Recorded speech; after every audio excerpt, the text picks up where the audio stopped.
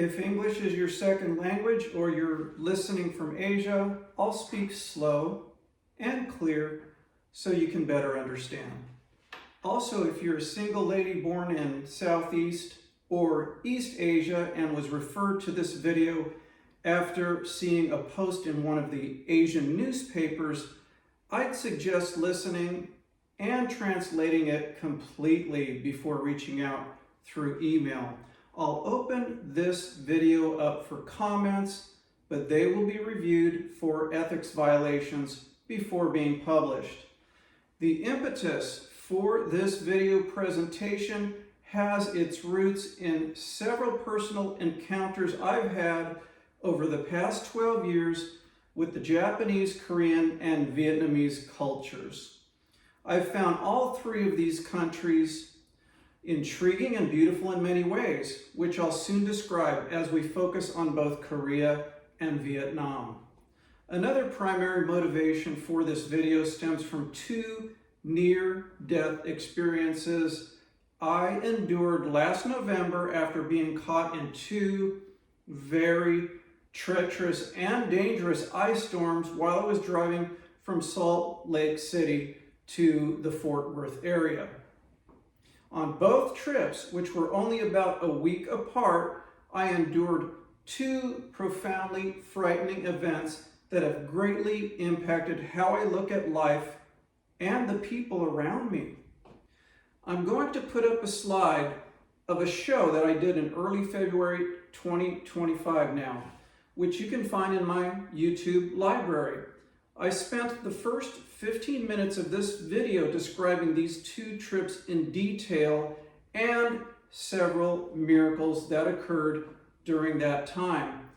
If you'd like to get some great insight on how God can intervene for you during life-threatening situations, I'd highly advise you're watching at least the first half of the video. Within it, I'll explain how I shouldn't be alive today. Later, it was estimated that during the first trip, I had a 40 to 50% chance of survival during a very horrendous snowstorm. And on the second treacherous drive of 120 miles on black ice through Wyoming, there may have only been an 8 to 10% chance of survival. Incidentally, besides the two deadly snow traps that almost took my life, there were 4 other events that nearly put my lights out permanently. These two are part of my life experience that has led me here today to share this video content with you. So please allow me to explain. These 4 events are not necessarily in sequential order, but are as close to the true events that my memory can recall. Interestingly, they flow out of my mind in this order. The first one was when I was managing a restaurant in Southern California where a dangerous gang busted in as we were preparing to open. The leader pointed a .44 caliber handgun at my face and said, "Don't look at me." He then shot the tile floor right next to me as a warning not to call the police right away, but the bullet from his gun ricocheted off the tile and hit my foot. The second time was when I was attacked from behind by a jealous ex-husband of a woman I was dating. In English, we say I was cold-cocked. Tragically, he almost blinded my right eye, and it took me a full year to recover from the facial swelling and particularly the nerve damage. About 12 years after this event, my eye was starting to blur, so I had an eye surgery similar to LASIK called PRK. The aftermath of this PRK surgery was the most pain I've ever experienced in my life. It was like razor blades slicing my eye for 2 days. And so for about 48 hours, I was almost completely blind. Even my other eye would not open. It took me over a year to fully recover from the trauma of that powerful eye laser. Between the attack and the resulting surgery, 2 years of my life were filled with intense trauma and pain. A third event happened while I was at a senior graduation party in high school. Everyone was either drunk, high on marijuana, or both. Suddenly, the guy standing right next to me started firing a rifle at the furniture in the living room.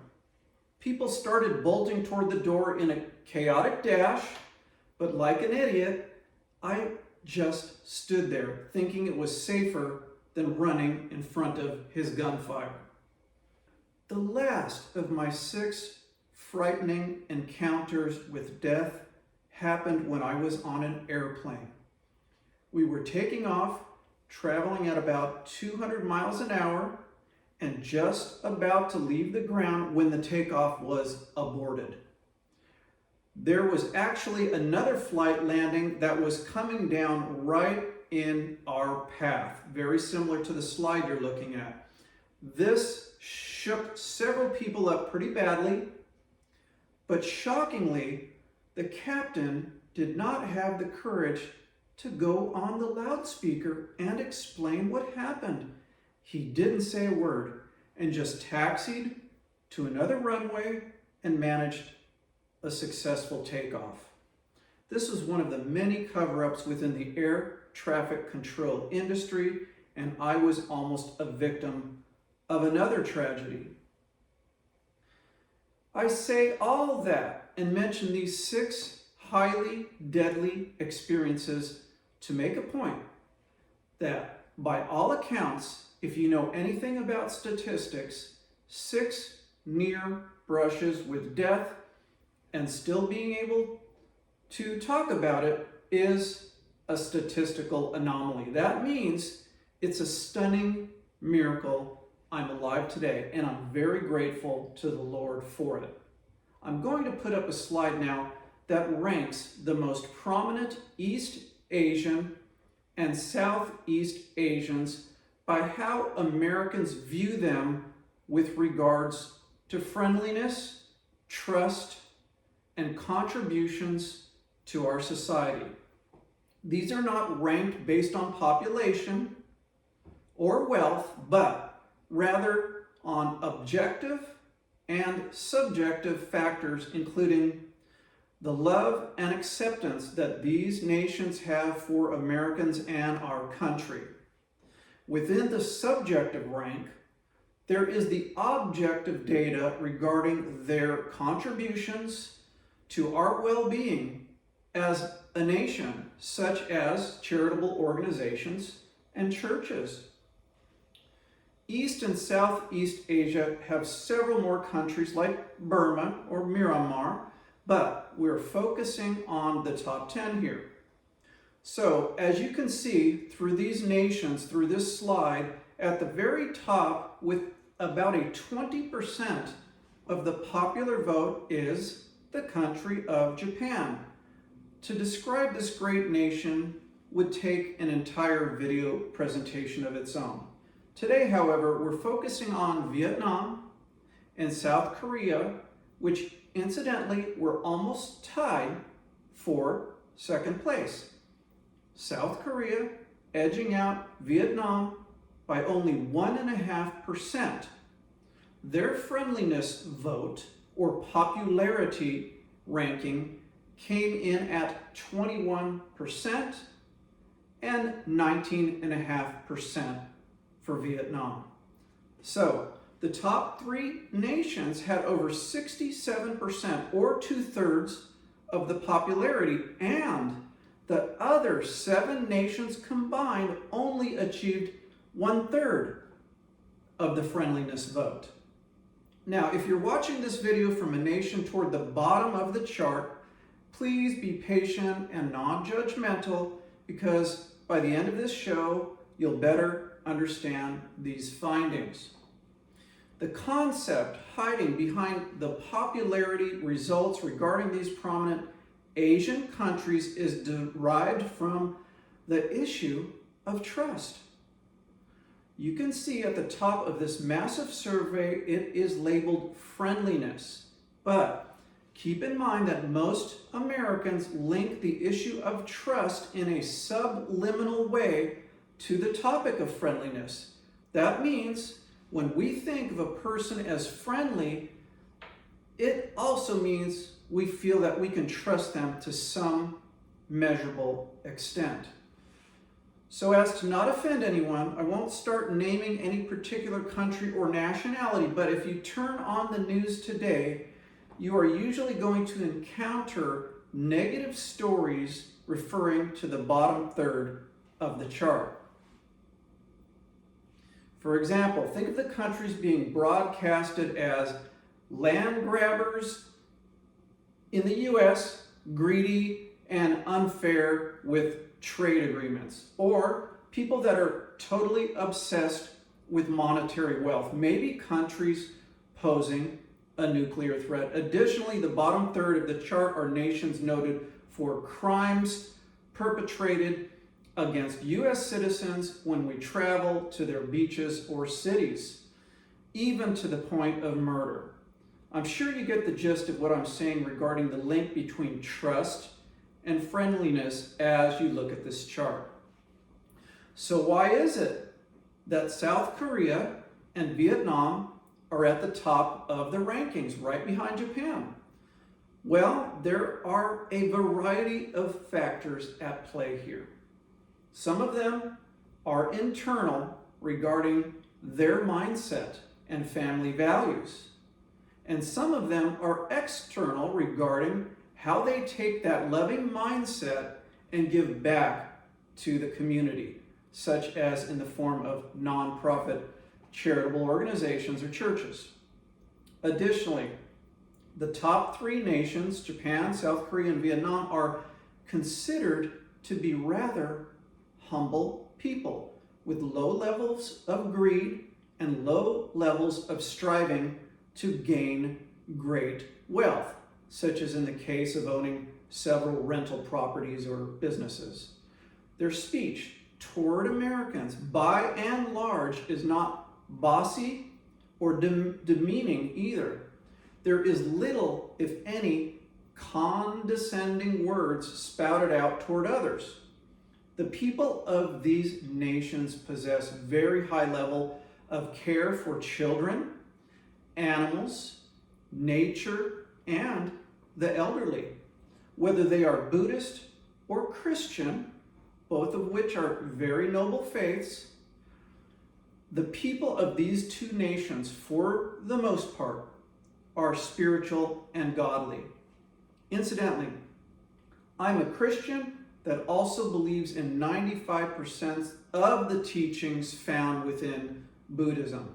That means I'm a Buddhist Christian that believes 100% of the Bible is fact, but at the same time, I fully embrace the Four Noble Truths of Buddhism and how they are intricately woven into the historic Christian faith in a mysterious way. At the beginning of this presentation, I put up a slide about a video I created, Secret Link Between Jesus and Buddha, which explained in detail a few of my 6 near-death experiences, but additionally, I suggest viewing it if you'd like a better understanding how it is very acceptable to be both a Buddhist and a Christian at the same time.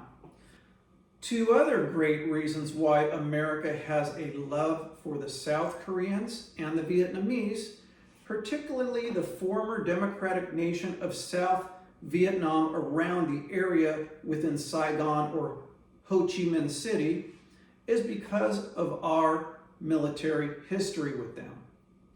We have gone to war for these nations in the fight against communism. I don't have time to go into the intricacies of the Korean War in the early 50s or the Vietnam War that lasted from the mid-60s to early 70s, but it's estimated, including the number of soldiers that are listed as MIA, that between both conflicts, we lost over 100,000 troops. Sadly, by all accounts, we never won the Vietnam War, and by 1975, North Korea overtook the South, and there is no longer a North and South division like there still is between North and South Korea. Needless to say, Americans have had a love for the Koreans and Vietnamese for over a half century. We have sacrificed our precious men to protect their national freedoms, and we're still their advocates today in many ways.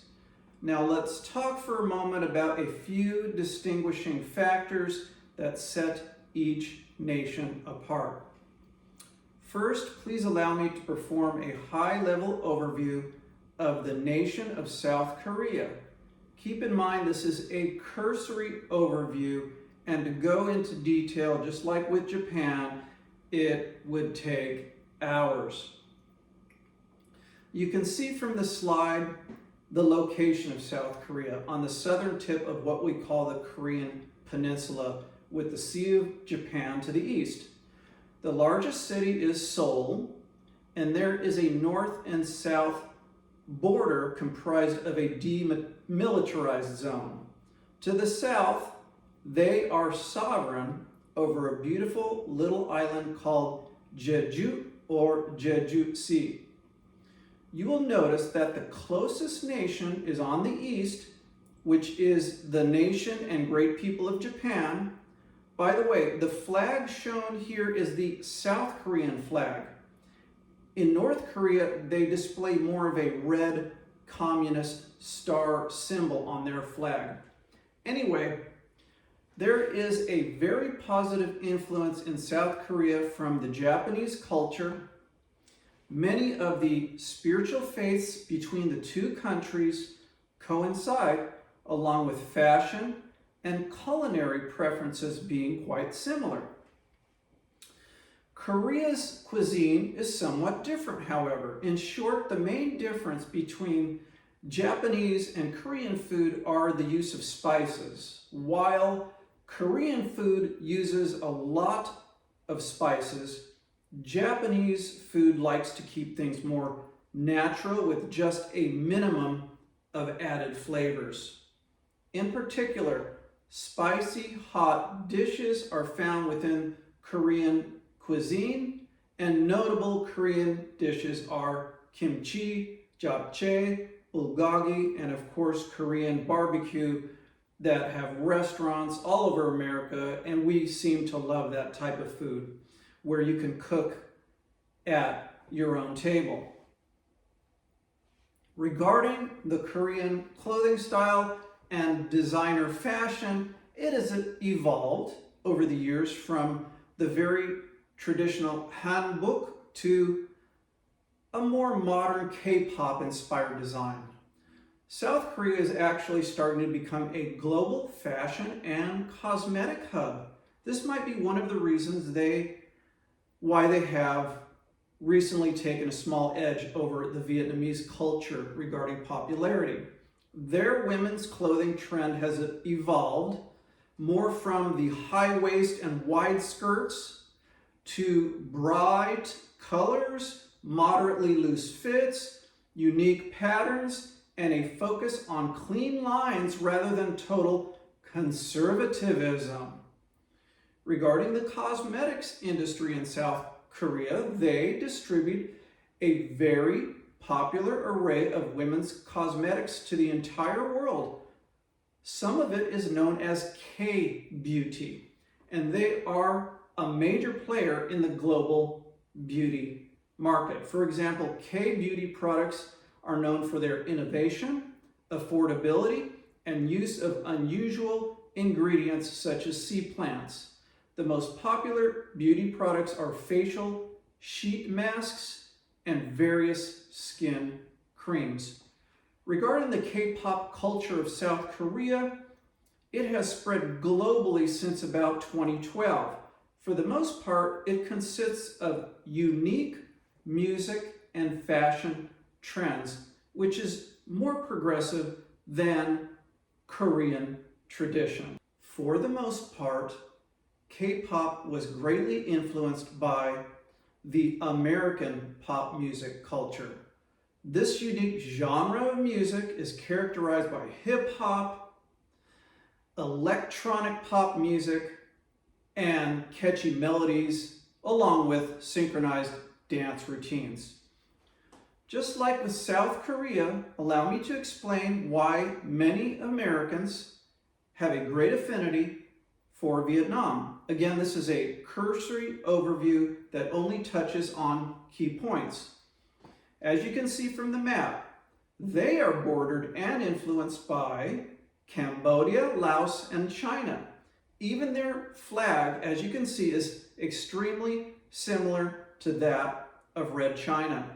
That's because, again, after 1975, their demilitarized border separating the north from the south sections was removed, and the nation became completely engulfed by the communists of the north, even down to the most southern portion of Ho Chi Minh City, or Saigon, which, by the way, Americans fought so hard to protect during the Vietnam War.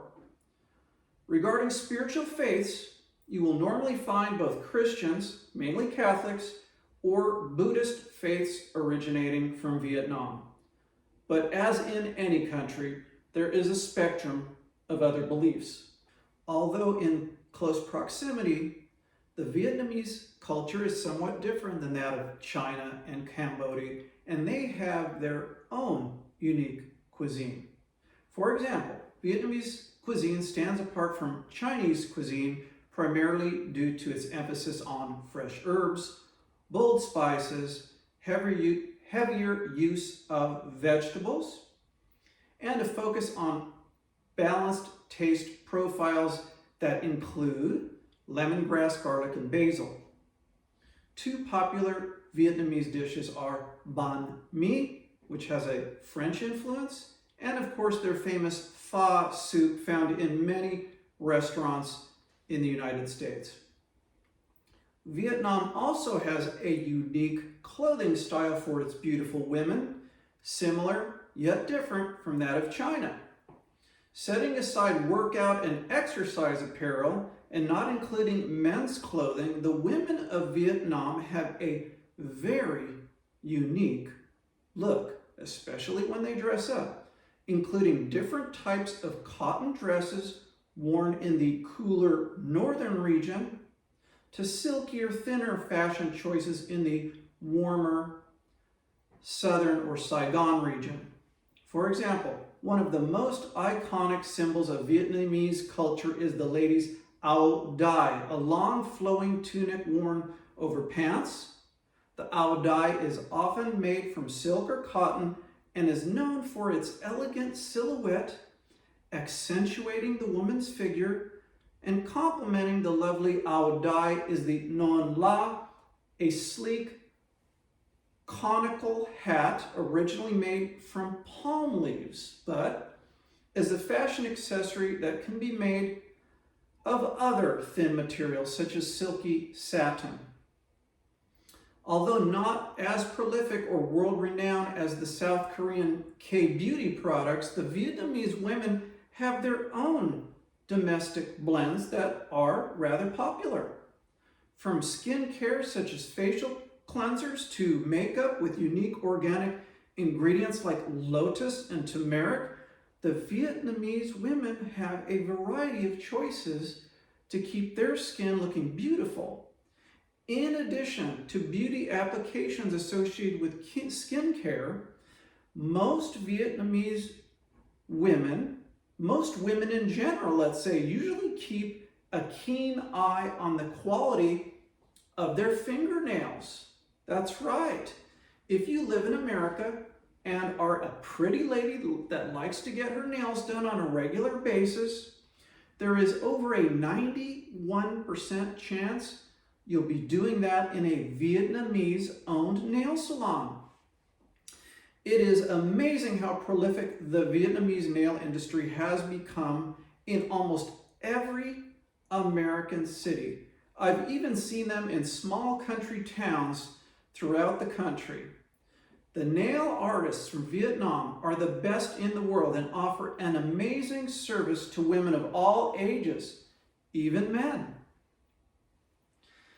Just like with South Korea, I could go on and on about aspects of this wonderful culture that make Vietnamese people one of the most loved by Americans. Let's spend a few moments, however, talking about both of these great nations and their cultures at the same time in a combined method. Please allow me to discuss several aspects of both nations that you might find very intriguing and scintillating. This discussion would hold true for the Japanese people as well. During this brief overview, I will be speaking more to the English-speaking viewers rather than the Asian viewer. In particular, I'll be toggling back and forth between describing the culture and giving advice to Americans that interact with the people of these East Asian countries. Reliance, trusting in, and respecting elders and mentors are a huge part of both of these cultures. Unlike Americans, they don't show disrespect to the elderly, and rarely will they put them in a nursing home.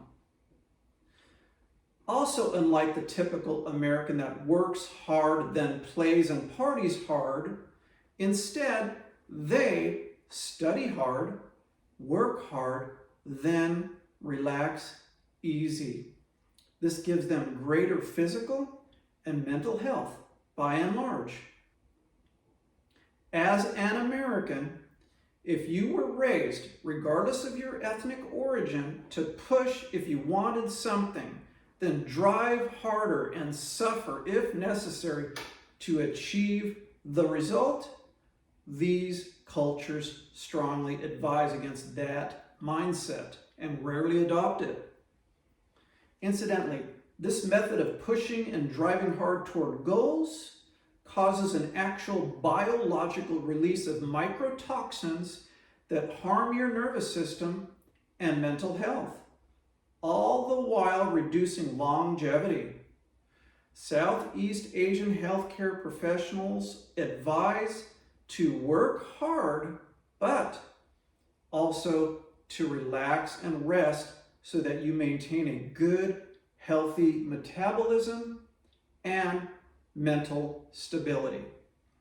Sharing your knowledge and not being greedy are values that are greatly encouraged, that you are greatly encouraged to live by within these nations. Not sharing your knowledge is viewed as a big negative in these cultures and is regarded as being selfish and proud. According to spiritual counselors in Southeast and East Asia, here are 4 life rules of conduct for you to keep in mind so that you may achieve relationship and financial prosperity. I'll mention all 4, then follow up with an explanation. 1, do not lie. 2, no abusive, sarcastic, or profane language, no matter how innocent that may seem. 3, no backbiting or gossip against others. This includes complaining about anyone from a neighbor to a politician. And 4, no words of exaggeration or flattery. This includes embellishments. It is well known that all 4 of these mistakes reduce years to your lifespan as well. You see, these are age-old secrets that are found in almost every East Asian holy book as well, whether Taoist, Buddhist, or Christian. Additionally, almost every wise ancient sage will agree and further expound on these topics. to explain. 1, do not lie. Lying is dishonest and thought of by these cultures as cheating, almost to the level of stealing. Many overlook this truth and think it's part of the American way, just as cheating on taxes or little white lies are. The interesting thing that psychologists, particularly clinical psychologists, have discovered is not that an innocent lie is hurtful necessarily. For example, saying that you went to the market when you actually went to the clothing store. But what they discovered is that lying becomes an ingrained behavior, let's say, in your life through something called neuroplasticity. When regularly practiced, it becomes such a large part of your character. Okay, we're talking about over 95% of the global population here. It becomes such a large part of your character that habitual lying turns into pathological lying. And regular deception, these regularly deceptive practices tend to boomerang back and harm you.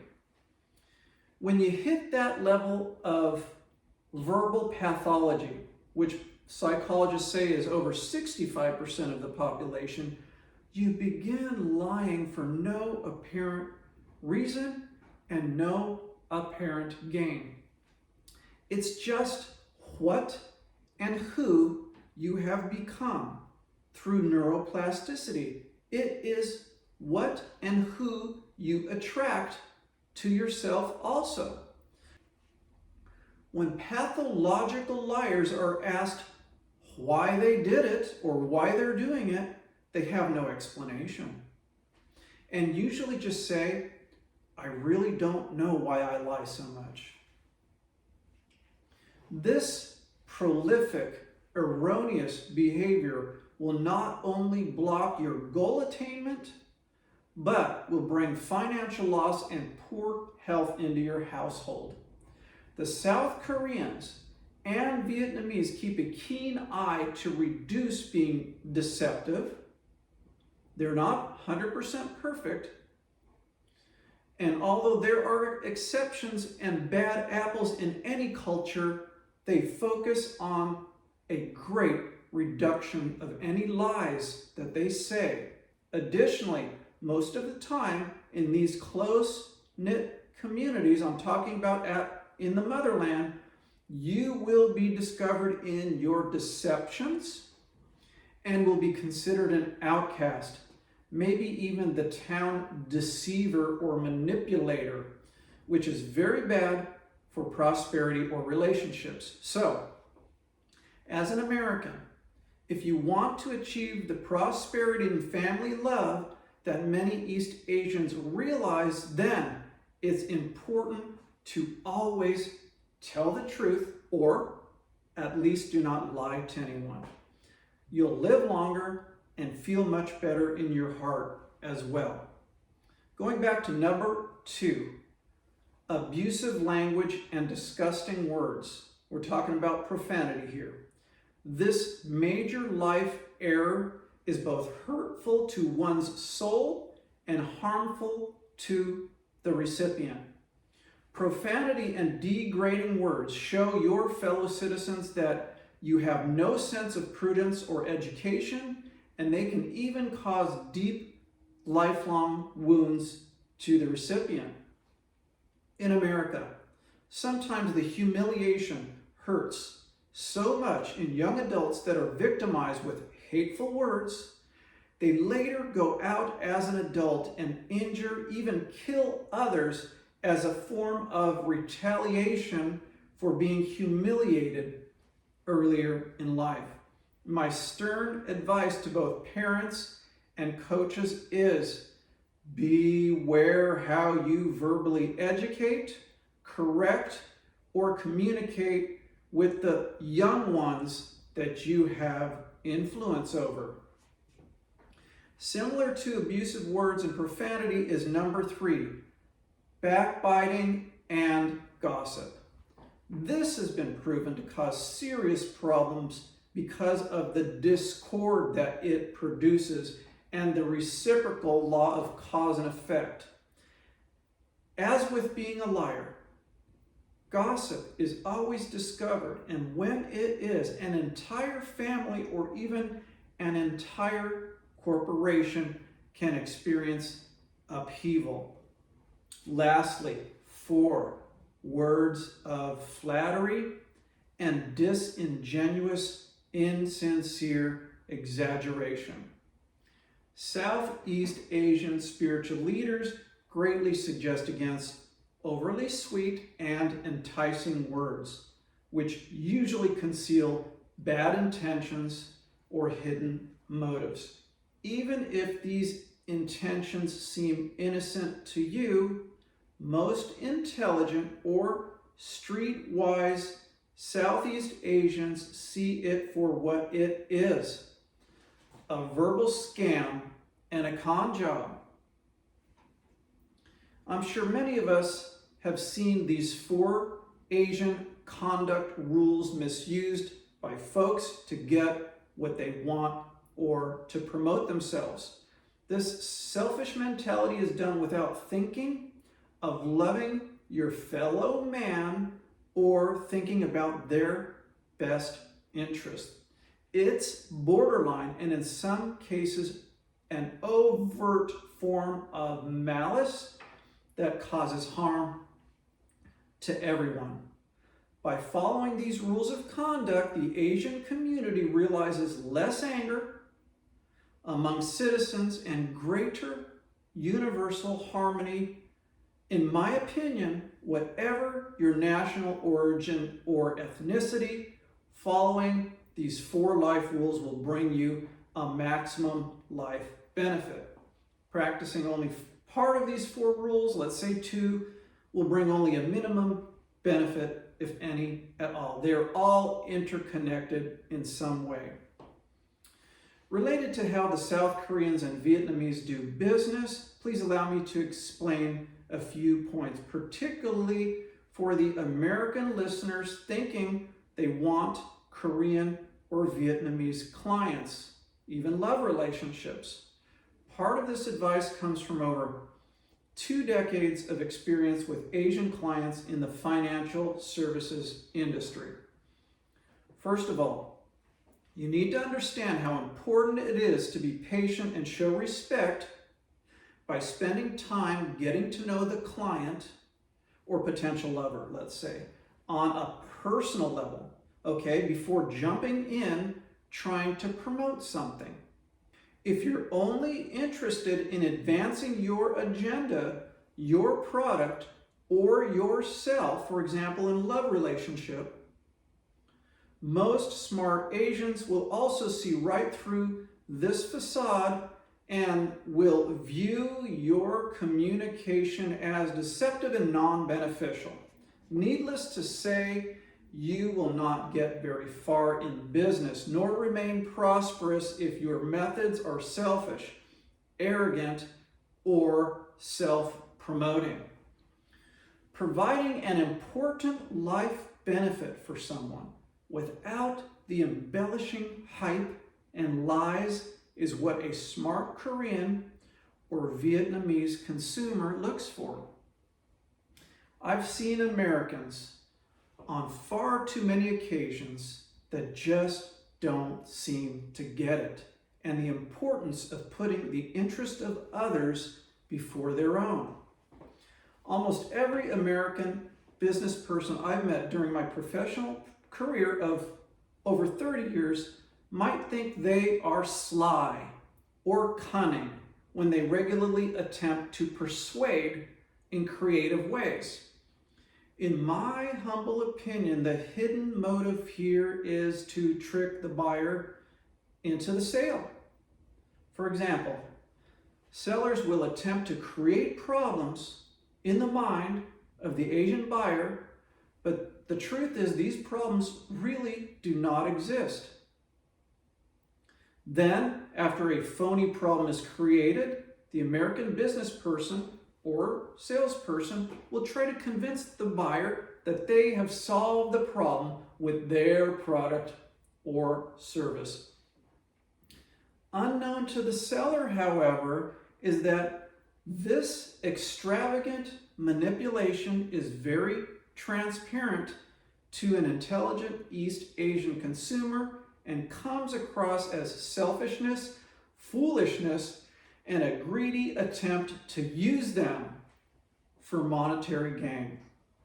Now, I understand that may come across negative and somewhat judgmental to American viewers or business people, but you need to realize there's prosperity waiting for those willing to patiently, and I emphasize honestly, deal with the intricacies of each potential customer, even knowing their cultural background and knowing their ability to sniff out manipulation.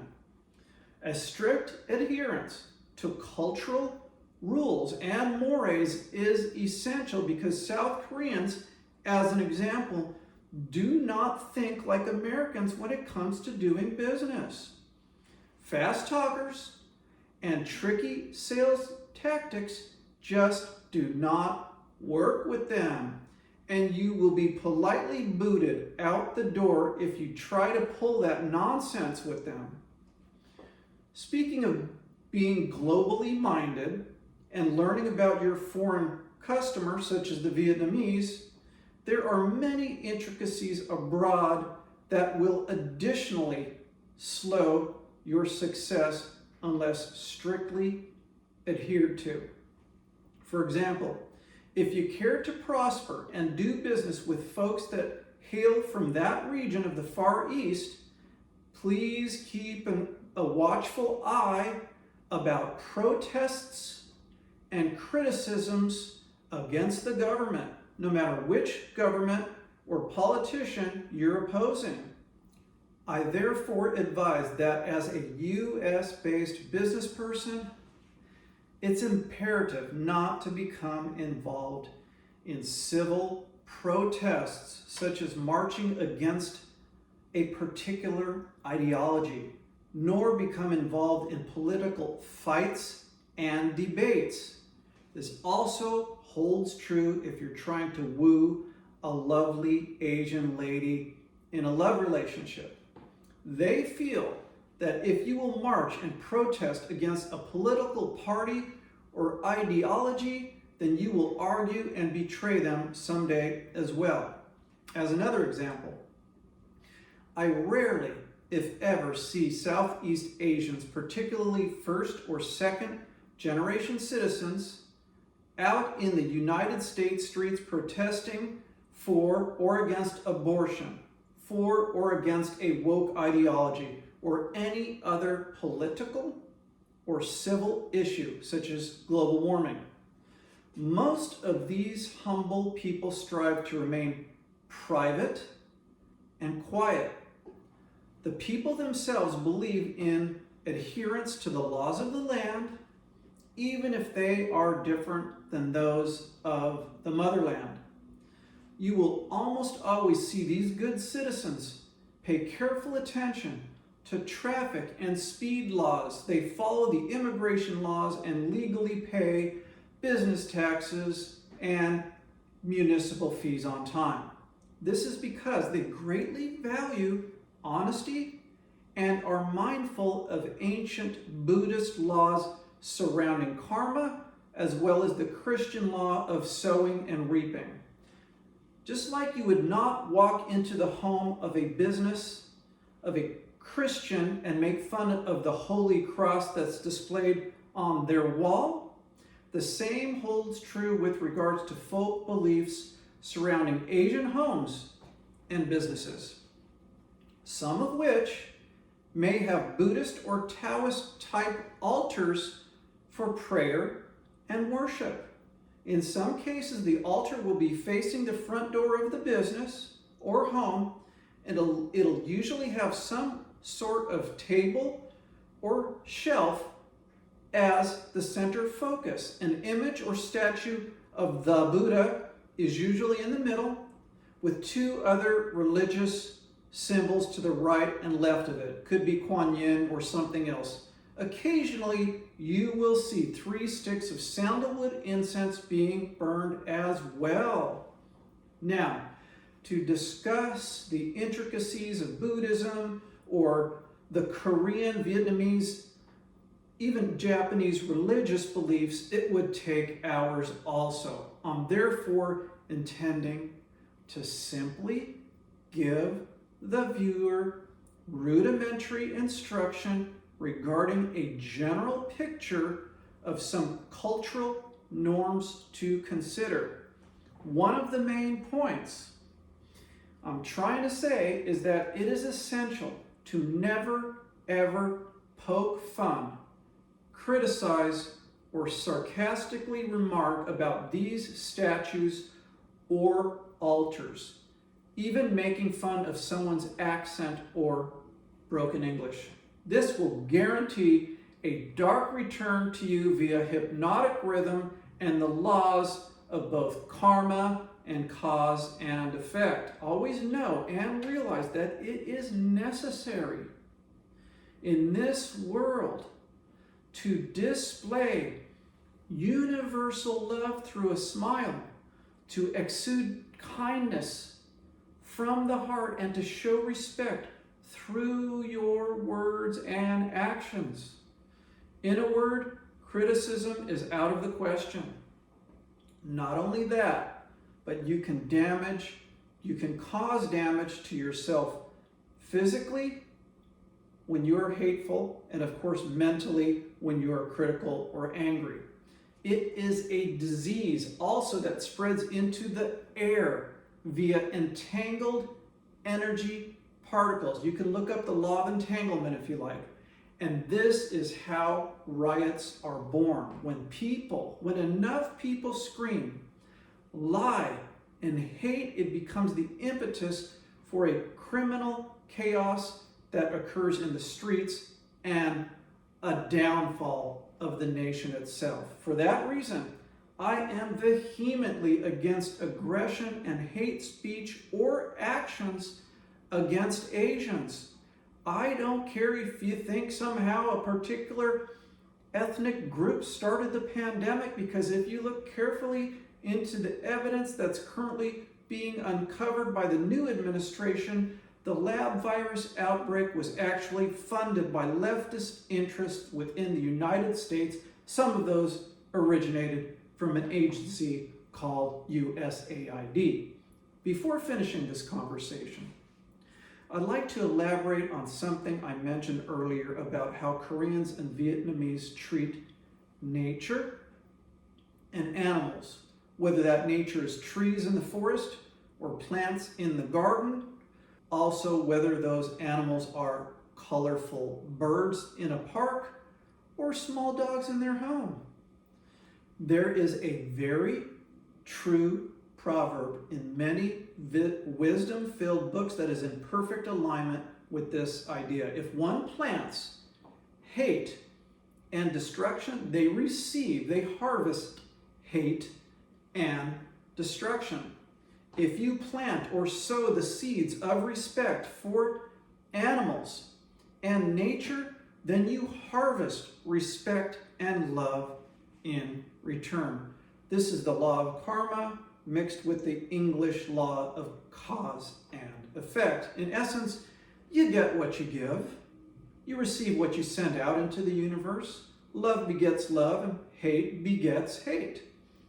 As an example, you will rarely, if ever, see these wonderful people littering their trash on the side of the road or in a parking lot. If they are on a nature trail and there is a sign saying to stay on the trail, they follow the rules and not go trampling off into an environmentally delicate area that can be destroyed by human contact. Like some Americans, they don't walk around breaking limbs off of trees or ripping flowers off of plants as a lover's gift in some hypocritical gesture of romance. The main point is that they treat nature, for example, natural waters, plants, and wildlife, with great respect. Lastly, I'd like to touch on the subject of sexuality and promiscuity. I think this is where most US-based men fail when it comes to winning the heart of a pretty little Asian woman. If you want to have any remote chance to become romantically involved with a precious lady from Korea or Vietnam, even Japan for that matter, you must learn to practice being discreet and not sexually aggressive in any way, such as in the case of trying to put the sexual moves on these women. Just like I discussed previously regarding the attempt to do business with these cultures, you must take your time. Are you listening, men? That means put the major brakes on and slow way down, because if you don't, the only thing you'll see is the door and not their underwear. If I could give you any brief advice without going into a full lecture on this subject, you can look in my video library. There are about 3 or 4 videos just on this subject. But if I could put it in a very brief term, I would say it would be to pretend that you don't even know what sex is at all. Okay? Make it the last thing on your mind, and that includes trying to put your nasty tongue in a conservative girl's mouth before the right time. In general, ladies from this part of the world are rather conservative in this area and deeply private in matters of sexuality. Unlike Americans, unless it's between close sisters, they don't kiss and tell, nor will they ever discuss anything that goes on in the bedroom. In a word, if you are a single man and listening to this, be very kind, very gentle, and very considerate of her boundaries. Now, at the beginning of this presentation, I briefly reviewed 6 near-death experiences and how, by all accounts, I should not be living or breathing today. All of those events have brought me to a very humble state of mind today, and I'm therefore extremely cautious how I communicate with and treat all people, especially immigrants that are legally in the U.S. My inner goal is to peacefully coexist in the community, especially the Asian community. My suggestion is that you do the same and tread lightly with the people on this earth and those around you while you are still alive. Because just like me, your lights could also be snuffed out at any moment, should it be the will of God or bad circumstances. Always remember that someday, as with every other person that breathes, whether Christian, Jew, Taoist, or Buddhist, one day you must give an account to God for everything you said and did, whether it's a matter of romance, business, or just the personal relationships you had while alive. Let's make sure you can look up to God with confidence on that day instead of with embarrassment. My sincere hope is that we all hear His divine words saying, "Well done, my good and faithful servant. You have lived a respectful, loving, and considerate life and treated all people well. Now enter into your rest and the love of my glory." Thank you.